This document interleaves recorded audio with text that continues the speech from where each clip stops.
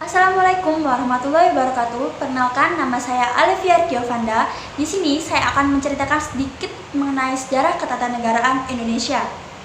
Sejarah ketatanegaraan Indonesia sangat perlu untuk kita kaji, karena dengan mempelajari sejarah ketatanegaraan Indonesia, kita dapat mengetahui lika-liku perjalanan sejarah ketatanegaraan Indonesia. Sehingga kita akan bisa mempersiapkan kehidupan yang lebih baik lagi untuk masa sekarang maupun masa depan. Oke, sekarang kita akan langsung lanjut membahas mengenai sejarah ketatanegaraan Indonesia. Sejarah ketatanegaraan Indonesia dimulai sejak masa proklamasi, yakni 17 Agustus 1945. Dalam perkembangannya, sejarah ketatanegaraan Indonesia dibagi menjadi beberapa periode. Periode yang pertama yakni Undang-Undang Dasar 1945 yang dimulai dari tahun 1945 hingga 1949. Pada awal kemerdekaannya, Indonesia tidak memakai sistem ketatanegaraan negara manapun, melainkan menggunakan sistem ketatanegaraan sendiri sesuai dengan jiwa bangsa Indonesia. Lalu, sehari setelah proklamasi, pada tanggal 18 Agustus 1945, PPKI mengadakan sidang pertamanya. Terdapat 3 buah hasil dari sidang pertama PPKI. Hasil dari sidang pertama PPKI yakni mengesahkan Undang-Undang Dasar 1945, memilih Soekarno sebagai Presiden dan Muhammad Hatta sebagai Wakil Presiden, membentuk Komite Nasional untuk membantu tugas Presiden sementara sebelum dibentuknya MPR dan DPR. Pada waktu itu, sistem pemerintahan Indonesia menggunakan sistem pemerintahan presidensial. Presiden sebagai kepala negara dan juga sebagai kepala pemerintahan. Periode yang kedua yakni Republik Indonesia Serikat.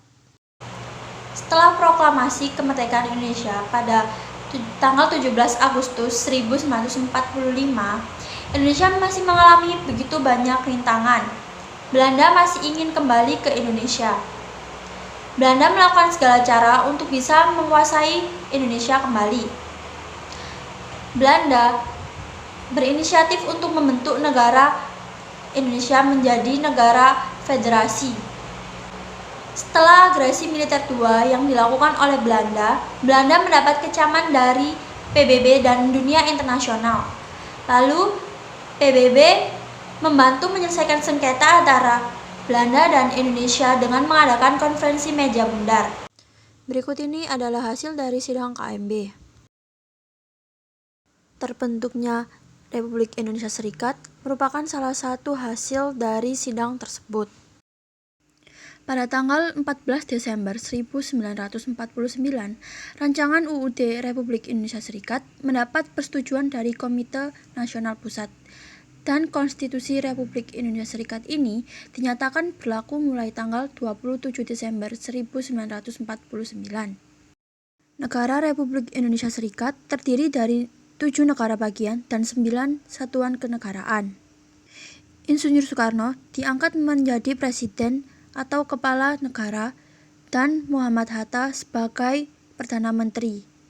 Konstitusi Republik Indonesia Serikat ini ternyata tidak berjalan lama, hanya sekitar 8 bulan, yakni dari tanggal 27 Desember 1949 hingga 17 Agustus 1950. Bentuk negara federasi bukanlah hal yang diinginkan oleh masyarakat Indonesia. Oleh karena itu, terdapat beberapa tuntutan dari masyarakat agar Indonesia kembali lagi menjadi negara kesatuan.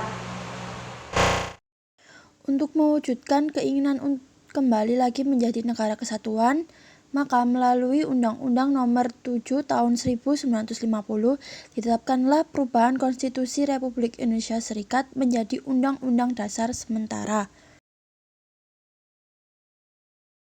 Lalu dimulailah periode yang baru, yakni Undang-Undang Dasar Sementara. Undang-Undang Dasar Sementara ini menganut sistem kabinet parlementer. Presiden hanya sebagai kepala negara dan bukan sebagai kepala pemerintahan. Kepala pemerintahan dipegang oleh Dewan Menteri yang dipimpin langsung oleh seorang Perdana Menteri. Pada periode ini, Badan Konstituante yang dibentuk untuk membentuk Undang-Undang Dasar yang baru dianggap gagal dalam tugasnya. Akhirnya dikeluarkan Dekret Presiden pada tanggal 5 Juli 1959. Isi dari Dekret Presiden 5 Juli 1959 ini ialah: yang pertama, pembubaran konstituante; yang kedua, menetapkan UUD 45 berlaku kembali; dan yang ketiga ialah pembentukan MPRS dan DPAS. Lalu setelah pembubaran konstituante, Indonesia memasuki era baru, yakni masa Orde Lama. Tindakan untuk kembali lagi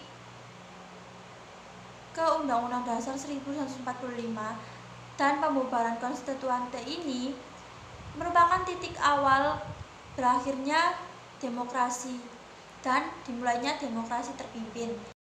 Dengan kembalinya Konstitusi Indonesia menjadi Undang-Undang Dasar 1945 lagi, Presiden bertugas sebagai kepala negara dan juga kepala pemerintahan. Menurut Undang-Undang Dasar 45, menteri-menteri adalah pembantu Presiden, diangkat dan diberhentikan oleh Presiden. Menteri-menteri tidak lagi bertanggung jawab kepada DPR, tetapi bertanggung jawab kepada Presiden. Namun, demokrasi terpimpin ini bisa dianggap salah satu kesalahan bagi bangsa Indonesia, karena dalam demokrasi terpimpin, Presiden memiliki kekuasaan yang luas. Namun, dalam Orde Baru ini, walaupun sudah memakai Undang-Undang Dasar 1945 lagi, tapi masih terdapat banyak ketimpangan yang ada di masyarakat, sehingga menimbulkan krisis politik pada waktu itu. PKI sangat mempengaruhi sistem pemerintahan di Indonesia. Oleh karena itu, terdapat beberapa tuntutan dari masyarakat. Berikut ini 3 tuntutan dari rakyat. Yang pertama ialah pembubaran PKI, yang kedua ialah pembersihan Kabinet Dwikora dari unsur-unsur yang terlibat dalam G30S PKI, dan penurunan harga barang. Periode selanjutnya yakni Orde Baru. Pada tanggal 11 Maret 1966 terjadi peristiwa penting dalam sejarah ketatanegaraan Indonesia. Presiden Soekarno mengeluarkan surat perintah kepada Letnan Jenderal Soeharto yang intinya memberikan wewenang kepada Soeharto untuk mengambil langkah pengamanan dalam menyelamatkan keadaan pada saat itu.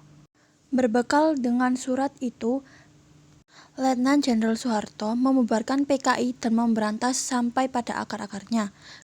Karena situasi politik yang memburuk setelah meletusnya G30S PKI, Soeharto kemudian diberi mandat oleh MPRS sebagai presiden pada 26 Maret 1968, menggantikan Insinyur Soekarno dan resmi menjadi presiden pada tahun 1968.